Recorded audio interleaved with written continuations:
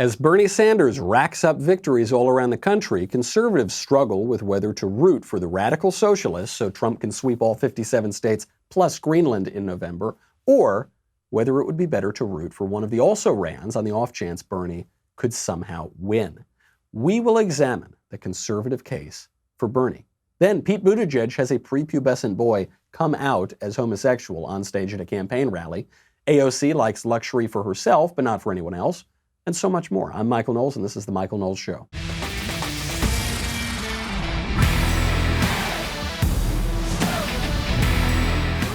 Bernie wins Nevada. Are you feeling the burn? We will figure out if we should feel the burn. By the way, we're going to add a new feature for the people watching in the Daily Wire app or the Daily Wire website.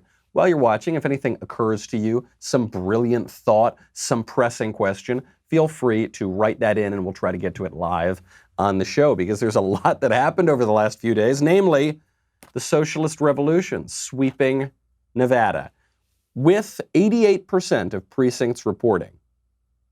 88%, by the way. The Nevada caucus happened days ago, but because of this chaos in the caucus system, we still only have 88%. Still, 88% reporting. Bernie is crushing it. He definitely won Nevada. Bernie got 47.1% of the popular vote there. For comparison, Joe Biden got less than half of that at 21%. Buttigieg got 13.7%. Liz Warren got a pathetic 9.6%. And then everybody else followed afterward. That means that in the way the delegates break down, Bernie got 13 delegates, Joe Biden got 2 delegates, Buttigieg got 1, and Pocahontas got 0. Nobody else got anything. Worth pointing out, too, Mike Bloomberg was not in the Nevada caucuses. He also won't be in South Carolina, and then he expects to sweep the Democratic nomination on Super Tuesday when you have a bunch of different states voting. We'll see how that goes. Joe Biden came in second place, right? But he still only got 2 delegates. This should have been a pretty good state for him. It didn't play out that way. Joe Biden has been saying that South Carolina is going to be his firewall. So South Carolina is happening next week on the 29th. He's lost. He's lost his massive lead. Okay, he was crushing it in South Carolina. According to the Real Clear Politics average, which is sort of the average of all the top polls, Joe Biden is now at 24.5% in South Carolina. Bernie's at 21.5%. They're running neck and neck in South Carolina. South Carolina, Joe Biden was supposed to run away with that state. Bernie wasn't supposed to be anywhere near him. Last October, Joe Biden was at 38.3% in South Carolina. Bernie was at 9.7%. So Joe Biden had a 4x lead on Bernie Sanders there. And yet, after Iowa, after New Hampshire, after Nevada, all of a sudden, that lead has completely disappeared. Bernie's running second, and really, they're running neck and neck. This shows you an important rule in politics. It's a rule that I don't know that I've seen it violated in presidential politics, and yet people always forget it. You don't win by losing. The left and the right forget this rule all the time. Okay, we see evidence of this repeatedly. No one learns the lesson. Rudy Giuliani tried this. 2008, Rudy Giuliani was running for president, but he decided he wasn't going to win Iowa, he wasn't going to win New Hampshire, wasn't going to win South, but he's going to win Florida. So we're going to lose all the first states, but then Rudy's going to come out of nowhere and magically win Florida. That did not happen. Mike Bloomberg, same thing. Mike Bloomberg now is saying, okay, well, I'm not going to even be in Iowa or New Hampshire or Nevada or South Carolina. But then the big states come along and I'm magically going to win it. And Bloomberg has incinerated well over $500 million at this point. Still unlikely that that happens. Never Trump made this argument. Never Trump made the argument in 2016 that conservatives should not vote for Donald Trump because it would be better if Hillary won, and then, some bad things happened, but then don't worry, because 4 years later, we're going to come back better than ever. But that wouldn't have happened. The incumbent always has an advantage in re-election, and politics is based on momentum. It's not based on, okay, we're going to strategically lose, and then you guys are going to win and get a bunch of victories for the next few years. But really, by losing, we're secretly winning because that way, next time, we're going to come back and we're going to clobber you. You can't predict that. That's not how it works. And by the way, the people who make these bets, Rudy Giuliani, Joe Biden, they're not very good at predicting the next 6 months. Forget about the next 6 years or so. So Bernie Sanders right now has absolutely no business polling as well as he does, and yet he's almost at the top of the charts. South Carolina is relatively conservative and heavily black in terms of the voting demographics. Bernie is a Northeast socialist who had about 2 black supporters until the day before yesterday, right? That was Joe Biden's whole case. When you really boil down Joe Biden's case for his nomination to its crassest level, his case was, I can get black voters, and no one else can in this race right now. And yet, all of a sudden, Bernie starts to do that. Why? Why is Bernie starting to pick up this diverse coalition? It's because people like to pick a winner. And Bernie right now is winning. So the delegate count for everything, Iowa, New Hampshire, Nevada, right now it stands at Bernie Sanders 34, Pete Buttigieg 23, Joe Biden 8, Liz Warren 8, Klobuchar 7. So right now Biden, who was the front runner, is more or less tied with Liz Warren and Amy Klobuchar. That's how badly he's doing. And the big question that comes up for conservatives, given all of that, given the fact that Bernie right now is running away with the nomination, should conservatives feel the burn? We will get to that because there's some major debate going on, but I have strong feelings about it. First, I got to thank our friends over at Fairway Meat Market. It has now been about 12 hours since I last ate Fairway Meat Market because it is so delicious that I had to have it for dinner last night. Fairway is a family-owned grocery chain that has been in business since 1938. Fairway's premium beef and all-natural pork is raised by family farmers and hand-cut by a highly experienced team of Fairway butchers. From ribs to ribeyes, pork chops to beef tenderloin, you can get it all at fairwaymeatmarket.com. I had the pork chops last night. These pork chops are superb. Very often now you go to the local grocery store, the pork chops aren't that good. They're kind of thin. You don't get them on the bone. This, beautiful, thick, on the bone, absolutely fabulous. How would you like to get a deal on Fairway's Heartland package? That includes 8 8-ounce all-natural boneless pork chops, 6 8-ounce USDA choice ribeye steaks, 1 mouth-watering side dish, which could be loaded baked potato, or loaded potato bake rather, gourmet cheesy corn, or brisket baked beans. This week, my listeners can get the Heartland package, which is valued at $230 for just $99.99, plus free shipping when you enter Knowles at checkout, Knowles. 50% off the best meat in America, plus free shipping. Fairwaymeatmarket.com, promo code Knowles. Look for the Heartland package. Should conservatives feel the burn? Yes. Yes, we should. Burn, baby, burn. Democratic inferno. This brings up a difference of opinion. Some conservatives say that we should back Bernie because he's a 200-year-old insane socialist and Trump is going to win every single state if he gets the nomination. The other side of this is, because some conservatives say we shouldn't back Bernie because anything can happen. The fact that Donald Trump got elected president tells you anything can happen in politics, and if somehow Bernie became president, that would be so devastating and horrible for the country. We can't even risk it. It would be better for the Democrats to nominate a candidate who is more likely to beat Trump than for them to nominate Bernie Sanders. I think that is not very sound reasoning. I think we got to feel the burn. Why? I am afraid of Bernie's popular support. Unlike Mike Bloomberg or Hillary Clinton or John Kerry or Al Gore, Bernie actually does have popular support. They're like real people who show up to his rallies. However, his support is different from Trump's support.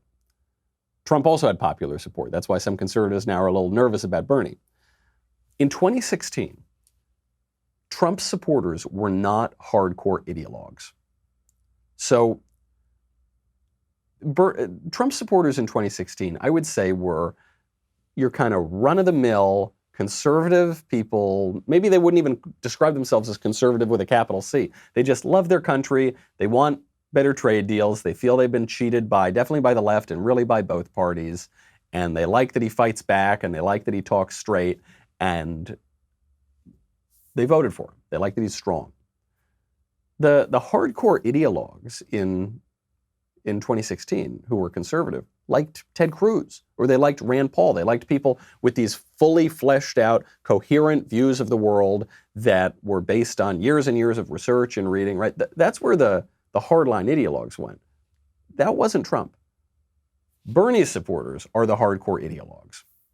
Okay, Bernie's supporters are actual socialists. The people working for his campaign talk about how they've got gulags and they're going to line up the neoliberals and put them in front of a firing squad if Bernie gets elected. Those are real quotes that you can see on video. There aren't that many hardcore socialist ideologues in America. There are too many for us to feel comfortable. There are more than we'd like there to be, but there aren't all that many. So when you look at just the base of support, Bernie's base is much narrower, much more off-putting, much less in line with the American tradition than Trump's base of support. The other difference is that in 2016, Trump came out of nowhere. Okay, nobody took him seriously. Nobody thought he was going to get the nomination. He was a silly sideshow, right? So the Democrats and the Republican primary candidates, they were preparing their oppo files on Ted Cruz, on Marco Rubio, on Jeb Bush, on all of the candidates that were more in the normal line, right? So when Trump got the nomination, they didn't know what to do. They didn't have a lot of good oppo. They got some video clips, they got the Access Hollywood tape, but we all knew about those kinds of things, right? They didn't show us anything we didn't know. Oh yeah, Trump makes comments about women. Well, he's been doing that in the public eye for 40 years, right? They didn't get any good stuff. They didn't get any private business scandals. They actually had to get the federal government to spy on the Trump campaign, and they still came up empty-handed. So Trump comes out of nowhere. He wins the nomination. Bernie doesn't come out of nowhere. Bernie comes from 50 years in politics. So the oppo file on Bernie Sanders is massive. Okay, Bernie is very well known among political nerds, right? But he's not known like an international celebrity and reality TV star and real estate mogul and guy who's been in the press for 40 years, okay? He's been in politics, he's been in government, mostly obscure, getting nothing done. Now, the Trump team knows about Bernie, okay? Bernie was the big threat in 2016. Bernie almost got the nomination in 2016. So the Trump team has been building that oppo file in a way that the Democrats were not doing that on Trump going into 2016. And Bernie keeps making new fodder for that oppo file. So he was on 60 Minutes last night, doubling down on his support of Fidel Castro. I want to get to that in a second. First, a question just came in from the live chat from JS. Question is Bernie's campaign just run on envy?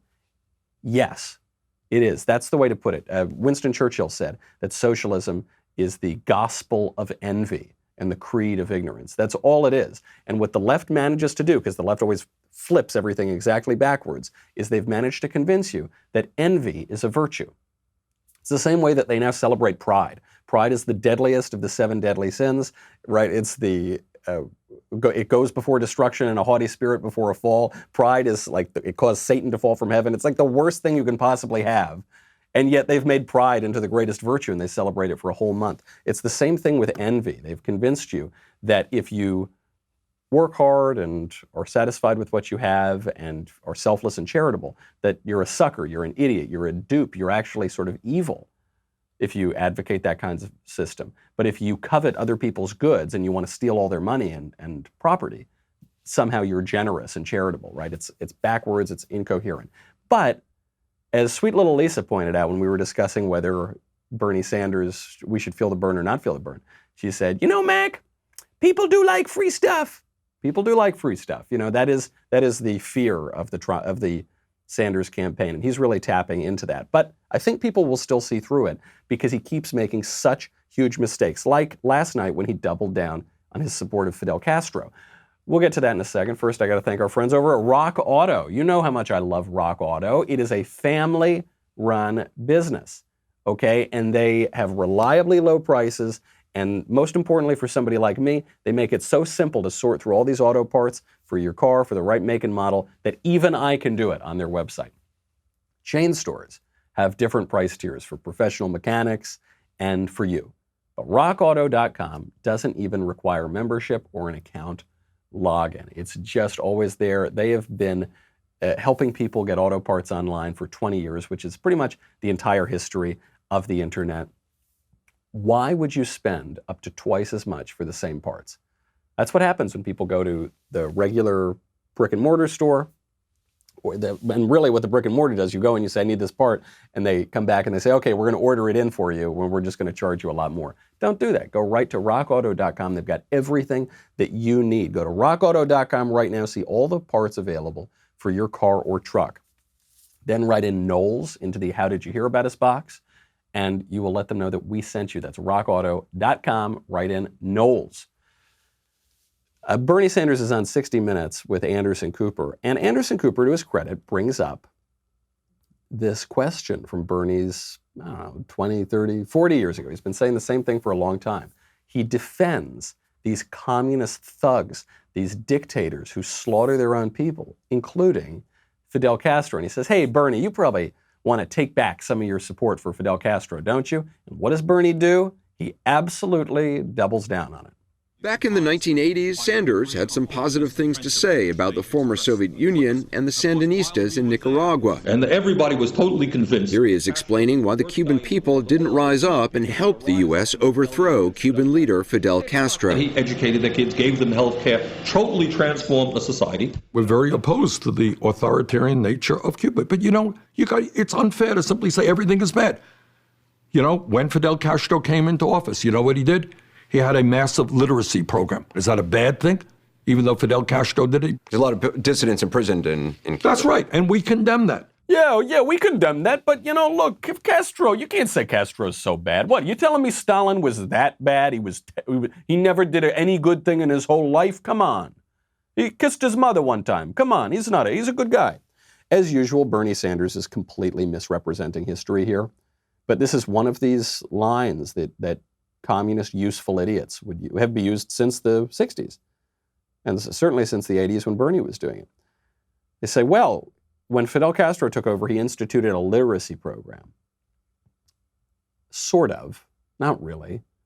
When Fidel Castro took over, Cuba had a very high literacy rate.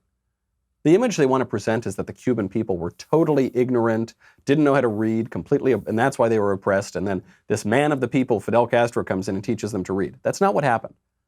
As early as the 1950s, well before Fidel Castro got into power, Cuba had a relatively high literacy rate. It was about 80%. Then Fidel Castro comes in and he institutes a literacy program, but it wasn't to teach people to read. Relative to the region, everybody already knew how to read. He instituted the literacy program as part of a broader political strategy to brainwash the people. It wasn't to teach them how to read, it was to indoctrinate them into communism. Guess what they were reading in the literacy program, all right? It wasn't Hayek, it wasn't Adam Smith, it wasn't John Locke. It was communism. And why would you make it one of your first priorities to institute a literacy program when pretty much everybody already knows how to read? It's because he had to brainwash the people. And the brainwashing didn't even work. I've visited Cuba, I've talked to Cuban people about the Castros. Not one single Cuban person likes Fidel Castro, okay? The only people who like Fidel Castro are useful idiot communists in the West, specifically in the United States, specifically the future nominee of the Democratic Party. This is very good news that Bernie is backing Fidel Castro. Again, these kind of the more cautious conservatives, the more risk-averse conservatives are the ones who say, this is so bad, we've got a nominee now who's for the Democratic Party who says he kind of likes Fidel Castro. It's a good thing. Why? Because I know that the vote is 9 months away, but something tells me Trump just won Florida. Okay, if Bernie is the Democratic nominee, he ain't going to win Florida. There's a lot of Cubans in Miami, okay? Another story just came out of the Daily Beast, said in the late 1970s, Bernie Sanders defended Iran's taking of American hostages. He actually defended, through a party that he was affiliated with in Vermont, defended the Iranian seizure of Americans. Right now, let's play out all the scenarios. Right now, if Bernie wins the nomination, the Democratic Party will be in chaos and he will most likely lose the general election because he's simply too radical and his base isn't wide enough. That's one scenario. Second scenario, if Bernie catches momentum but loses the Democratic nomination, the Democratic Party will be in even greater chaos, and that will certainly weaken them in the general election. You thought the Bernie bros stayed home in 2016, wait until 2020. All right, then the third aspect of this, beyond sort of merely partisan considerations, what helps the Republicans, what hurts the Democrats, a Trump versus Bernie fight is maybe the clearest choice America's ever had. It's an honest choice, and it's good in self-governing republics to have honest choices. You've got Trump, who is a symbol of the American original businessman, and you've got Bernie Sanders, who is a lifelong ne'er-do-well, communist propagandist who's never held down a real job in the private sector in his whole life. All of which means conservatives should be feeling the burn. And by the way, Bernie Sanders is not even the most radical candidate in the race. I know he seems like it because on the surface he says the most radical things, and he's got the craziest looking hair, and he's like 1,000 years old, and he waves his arms around all the time. Bernie may be the most radical candidate when it comes to economics and government. But when it gets to cultural questions, which don't forget, that's where a lot of our politics lives. When it comes to cultural questions, there's another candidate who is at least as radical. That candidate is Pete Buttigieg, my least favorite candidate in the race. There was an amazing and horrifying moment on the campaign trail for Pete just the other day. We'll get to that in a second. I want to give people a little context, though, because no one knows anything about Pete Buttigieg. Right? That is another guy who really came out of nowhere. I don't know how the oppo file on him is. It's not like Bernie Sanders had been in politics for 50 years. But Pete Buttigieg is like 12 years old himself. But Buttigieg is now portraying himself as the moderate candidate in the race. He's no moderate. He's got a nice haircut and he's a clean-cut boy from the Midwest and he speaks in a very balanced way. He's no moderate. Pete Buttigieg's father was a founding member and president of the International Gramsci Society. For those who don't know, Gramsci is sort of little known except among people who spend time studying communism. Antonio Gramsci is one of the most famous communists in history. He was a communist philosopher in Italy. He was the leader of the Italian Communist Party. He had a huge influence on what you would call neo-Marxism, so bringing Marxism from the realm of the economic into the realm of the cultural as well. A very, very important philosopher in the history of Marxism. Buttigieg's father, not just some kind of moderate Midwest guy, he was a devotee of Gramsci. He was the president and founding member of his society. Now, you might say, well, that was his father. Pete's totally different. Is Pete totally different? There's a big irony in this Democratic primary, which is that Pete Buttigieg, for a lot of his life, was a great admirer of Bernie Sanders. Pete Buttigieg in 2000, when he was still in high school, wrote an essay praising Bernie Sanders. And this is an important moment because Bernie is mainstream now by definition because Bernie almost won the nomination in 2016 and he likely will win it this year. But that's only because the Democratic Party has recently swung very, very far to the left. In 2000, Bernie Sanders was a joke. He was a punchline. He was the most radical guy in the U.S. government. And moderate Pete, good old Midwestern Pete, wrote an essay in high school praising him. And Pete Buttigieg was a smart guy, okay? It's not like he was just some dummy when he was in high school. The guy was, Rhodes Scholar, Harvard educated, McKinsey. He's radical, he's distasteful, he's dishonest, but he's a smart guy. He knew what he was doing, and I think he probably knew what he was doing even then. So, Buttigieg, total fake moderate, actually quite a radical. And there was a disgusting and radical scene at a Pete Buttigieg rally over the weekend. Tells us a lot about Pete, but more importantly, because I actually don't care that much about Pete, doesn't look like Pete's going to win the nomination, it gets to a bigger topic, which is our cultural identity crisis. Why we've got the rise of woke identity politics. What identity politics really means. One of Pete Buttigieg's producers took a question from a gay 9-year-old. What does that mean? What does it mean to be a gay 9-year-old before you've gone through puberty? I couldn't really tell you. Here's the question. The next question comes from Zachary, age 9. Oh, wow. And this is a really touching question.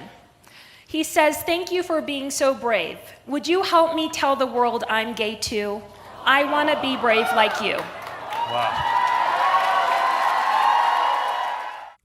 That question tells you a whole lot about the state of the Democratic Party, and Pete Buttigieg's answer tells you even more. We'll get to that in a second. First, I've got to say goodbye to Facebook and YouTube.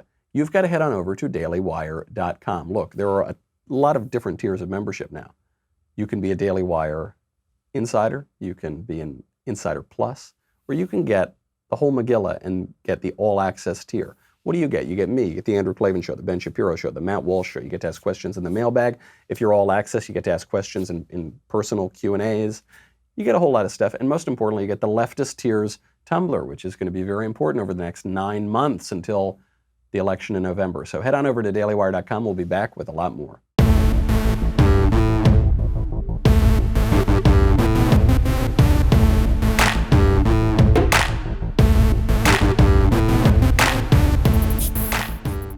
A child who has not yet gone through puberty wants to come out as gay on a presidential campaign stage, on national television. And the Democrats cheer him on. They're so excited. You hear that. We have got a really touching, amazing question from a prepubescent child who wants to make bold sexual declarations on national television. Woo! Yeah, hooray. Never mind that the kid almost certainly doesn't know what gay means. He definitely doesn't know what gay means. He might have some inclination that it refers to sexual attraction between members of the same sex. What on earth could he possibly know about the significance of that statement? He's 9 years old. Most 19-year-olds don't know quite what that means. People who are struggling with their sexuality, they don't know all of the implications of that. So you're saying a 9-year-old does? I mean, we protect kids from this kind of stuff for a reason. All right, kids are too young to understand the complexities and consequences of sexual decisions. That's why we have an age of consent. The reason that it's illegal to sleep with a 16 or 17-year-old is because we've decided as a society that 16 and 17-year-olds are still too young to understand all of the implications, all of the consequences, all of the complexities that go along with sexual decision-making. So we protect them from that. This is why it requires an ID if you want to go buy a Playboy. We've decided, even if you're in your teenage years, you still are too young. You have to be protected from making sexual decisions, some of which will last your whole life. If you're, just to get to the age of consent thing, let's say you're 15, 16 years old and you have a one-night stand. That one-night stand can have psychological consequences on you for the rest of your life. And of course, it could have other consequences like STDs and pregnancy. How much more so should we apply those kind of protections to a 9-year-old prepubescent child as we would to a 16 or 17-year-old teenager? Buttigieg, to his credit, seems pretty uncomfortable with this question because he realizes how creepy and weird this is, that you've got the whole of this Democratic crowd saying, yeah, 9-year-old, make bold claims about sex. Yeah, we love hearing that. So Buttigieg stumbles around at first. He's a little uncomfortable to answer it. Stammers, stumbles. Then he decides, you know what? I'm in this thing. It's 2020. This is the Democratic Party. I want to be president. So he eventually just embraces it and gives the kid a shout out. Well, Zachary, if you're here and you want to give a wave, let me know. Hey!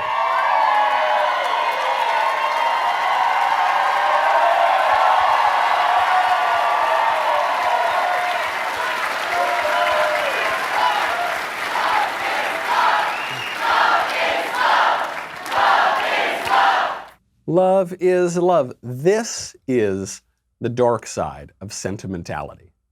And we increasingly, as a culture, are giving ourselves over to sentimentality. We're abandoning our use of reason. We are abandoning our logic. We're abandoning rigorous analysis. And we're just giving over to sentimentality, how you feel. If it feels good, do it. My truth is the only truth that matters, and it's certainly more important than the truth, that kind of sentimentality. Love is love, which is the mantra used to defend redefining marriage, is a ridiculous political mantra. It doesn't mean anything. Because what it's saying, I guess it means something. What it just means is ridiculous. It means that all types of love are exactly the same. That's what it means. Love is love. All love is the same. This was very useful when they were trying to redefine marriage during the Obergefell decision and other previous legislative battles. But on its face, it's absurd because not all love is the same. We know this. Love for your spouse is a lot different than love for your brother, unless you read Slate magazine. Then maybe it's a little more confusing. Love for your child is different than love for your coworkers. Love for your family, right, is different than love for your friends, even. Love is different depending on the context. Love is a very complex thing. In this case, the way we discuss love and sex should be very different for adults as for children. I mean, imagine applying the same sort of sexual mantras that we apply to adults, consenting adults, as we do to 9-year-old children. But love is love sentimentality, sacrifices all of that on the altar of the sexual revolution. So, Pete, who hesitates at first, and then they get this slogan going, and then they're all given away into this political moment, Pete calls the kid up on stage, and he gives him advice that is so typical of the modern Democratic Party and the modern left, but which is ultimately so destructive. So let me tell you a couple things that might be useful.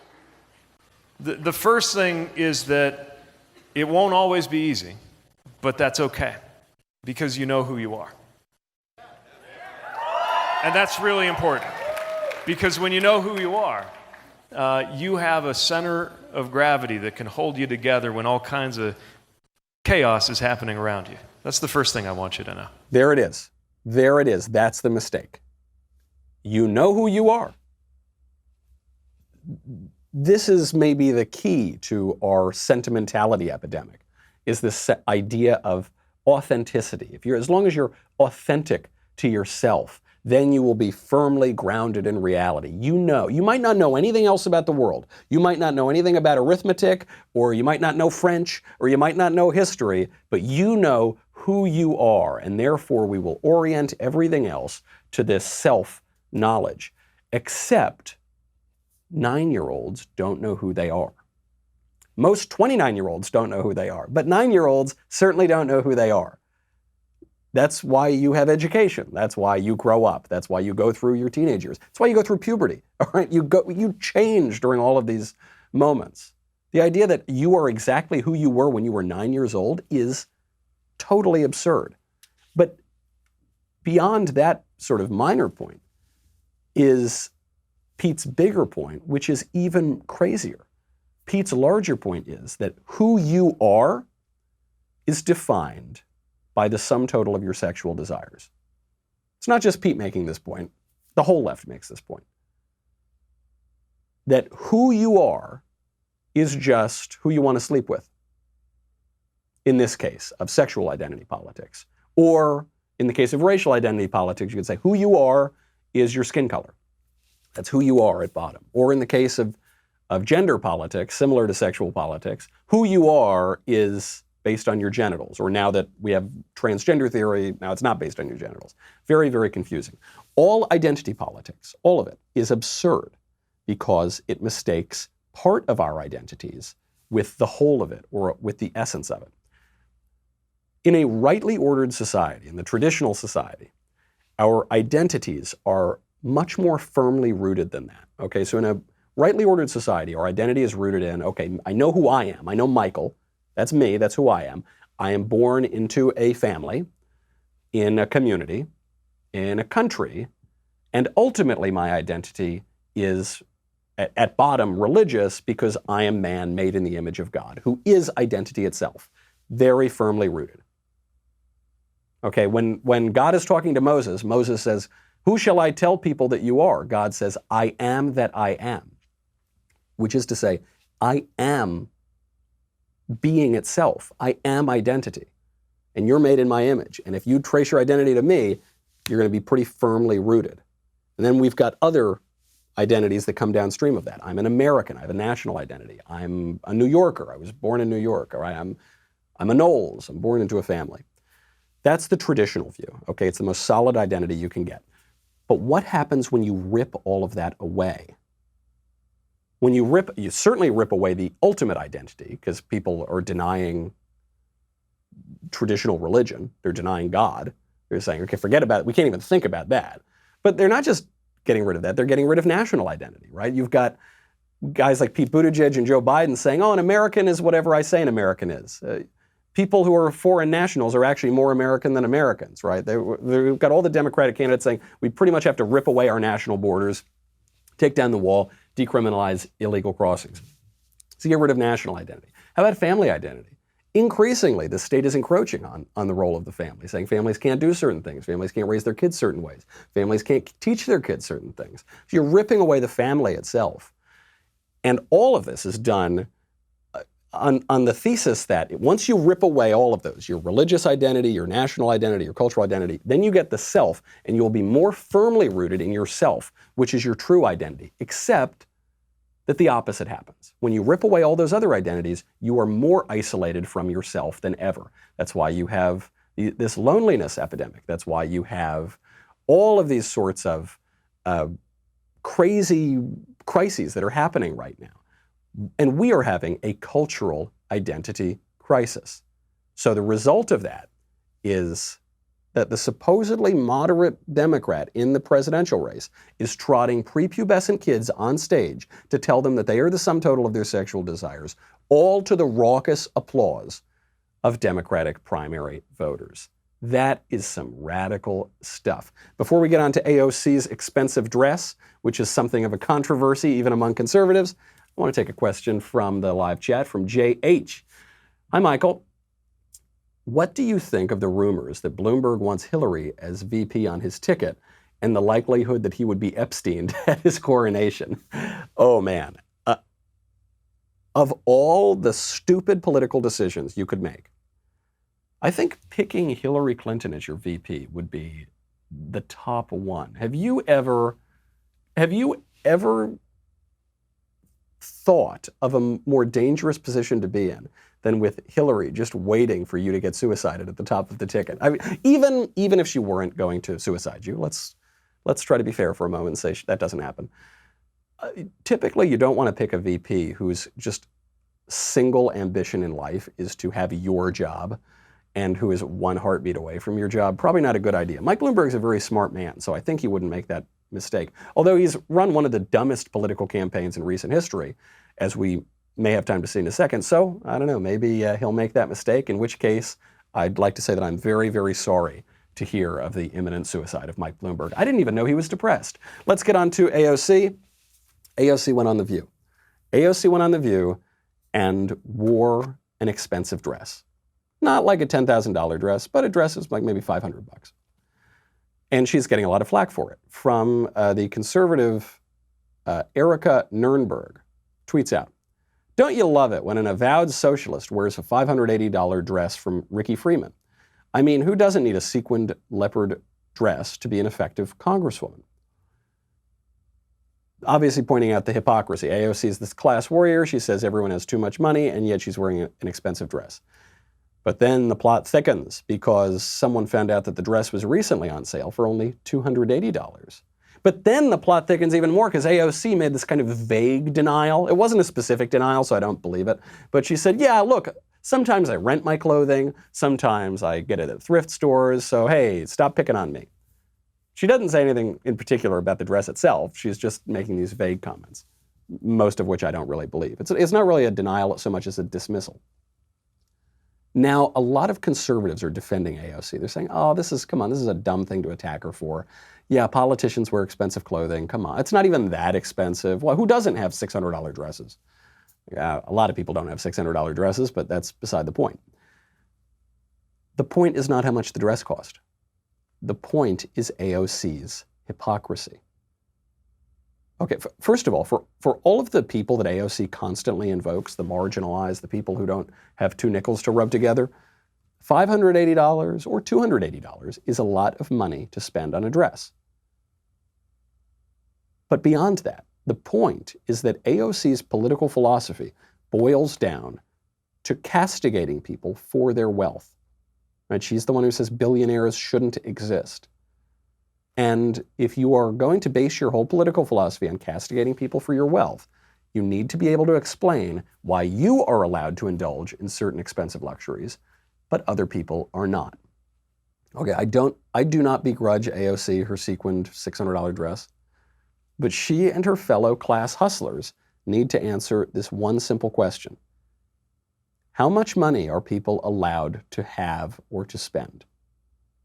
How much? Just give me a number. All right, if that's your philosophy, that there's a cap and above a certain point people are not allowed to have the money or spend the money, then just give me a number so that we know what we're dealing with here. But she won't answer it because the number is always changing, and the number is always changing because her net income, her net wealth is always changing. Same thing with Bernie Sanders. Conveniently, the amount of money that you're not allowed to have or spend is always just a little bit more money than they have. Bernie Sanders, you can track it on Twitter, castigates the millionaires and the billionaires for his whole political career. All of 2016 was about the millionaires and the billionaires. And then Bernie made $1 million. And he could no longer deny that he was a millionaire. And do you know, like the very day that he became a millionaire, the millionaires were okay. And it's actually the billionaires who were the bad guys. And he stopped talking about the millionaires and the billionaires. It was just the billionaires. Be consistent. You've got to, any political view that is playing on envy, that is castigating whole classes of people because they happen to have a lot of things, is bad in and of itself. But when you're cynically moving the goalposts because you are getting wealthier and wealthier and wealthier and you keep hustling based on envy, that's even worse than all of that. So it's cynical, it's vicious, it promotes envy, and I'm very pleased that AOC is getting criticism for it. It's a totally fair attack. Before we go, I have to bring up these stupid billboards that Mike Bloomberg is using. You know, evidence that Bloomberg could make the horrible political decision to pick Hillary as his VP. Bloomberg put these billboards up in Nevada, I believe. The billboards were part of Mike's novel, wild, wacky campaign where he puts pictures of his face on a meatball and that's supposed to win him the presidency. And the billboards all just made jokes about Trump. So one said, Donald Trump cheats at golf. Mike Bloomberg doesn't. The other one said, Donald Trump's wall fell over because a part of the border fence collapsed, like a little portion of it, and they're fixing it now. And the third one, this is my favorite. Donald Trump eats burnt steak. Mike Bloomberg likes his medium rare. Yeah, that's how you're going to appeal to the people. That's how you're going to make yourself a man of the people, is make fun of the president for eating his food in a way that most people eat their food, frankly, and then say that you have a much more refined palate, even though most people don't eat their food that way.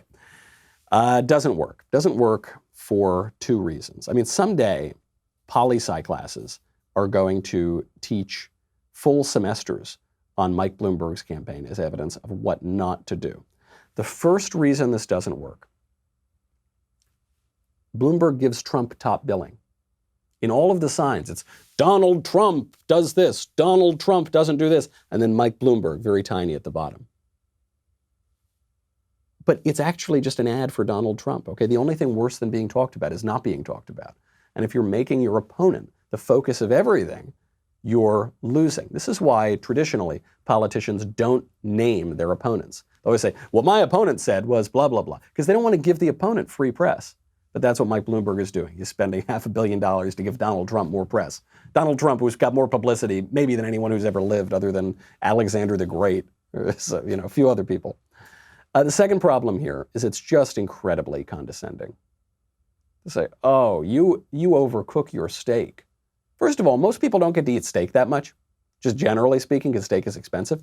But when people do eat steak, I would wager that the majority of people eat their steak medium to more cooked. Now, I don't, because I come from the same place as Mike Bloomberg does in New York. So in New York, we like to eat our steak where it's barely cooked at all. It's mooing, right? It's completely red, if not black and blue. But for most of the country, I don't think that's the case. When I travel around a lot of different places, a lot of places won't even let you order something rare or, totally rare. So Bloomberg is saying, I'm so much better than you. I've got so much better taste. Not a good way to appeal to voters. Donald Trump is able to make sort of the opposite appeal. He says he loves fast food. And he actually does love fast food. He's got a long record of this. But the Bloomberg campaign is schizophrenic on this. The other day, they tweeted out and said, Mike Bloomberg loves eating at Subway. No, he doesn't. Bloomberg's never eaten at Subway. They're trying to pretend this. And then on the other hand, they're saying, oh, but he only eats a steak medium rare. He only eats it topped with foie gras. He would never eat that gruel like President Trump and overcook it. Oh.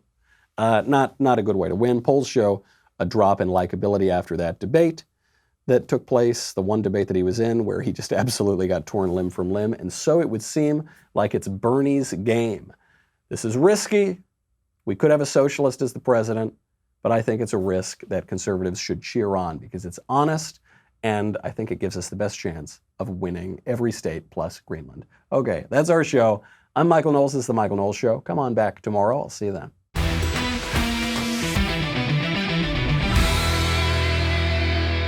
The Michael Knowles Show is produced by Ben Davies and directed by Mike Joyner. Executive producer, Jeremy Boring. Supervising producers, Mathis Glover and Robert Sterling.